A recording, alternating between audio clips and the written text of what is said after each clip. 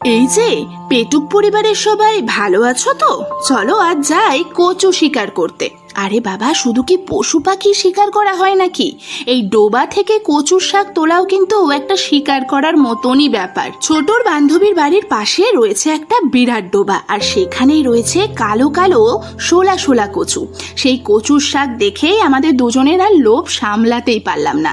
চট জলদি নেমে পড়লাম এই কচুর শাক তুলতে। তা বলে ভেবো না ডোবায় নেমে কচুর শাক আমি তুলেছি, ও কাজ আমার দ্বারা হবে না। তাই শেষমেশ ছোট এই ডোবায় নেমে বেশ অনেকগুলো কচুর শাক তুলে এনেছে। অনেকক্ষণ ধরেই ছোট ছোট বলেই যাচ্ছি, তাই না? চলুন পরিচয় করে দিই, ইনি হলো আমার ছোট, মানে ঘোষাল বাড়ির ছোট বউ। এবার চলুন দেরি না করে ঝটপট বানিয়ে ফেলি কচুর শাক একদম নিরামিষ ভাবে। কচুর ডাঁটিগুলোকে ভালোভাবে ছাড়িয়ে ভালোভাবে কেটে বেশ কচলে কচলে 2-3 বার ভালো করে ধুয়ে নিতে হবে। তারপর নয় কুকার না হলে কড়ার মধ্যেই কচুটাকে দিয়ে অল্প একটু নুন ছিটকে একটু জল দিয়ে দিতে হবে।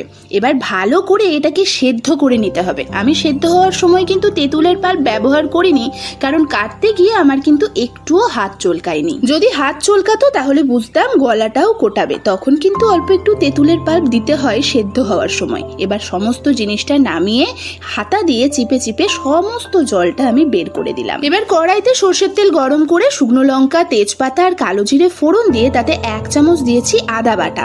তারপর তাতে দিয়েছি একটুখানি হলুদ গুঁড়ো, একটুখানি জিরের গুঁড়ো আর সামান্য একটু লঙ্কার গুঁড়ো।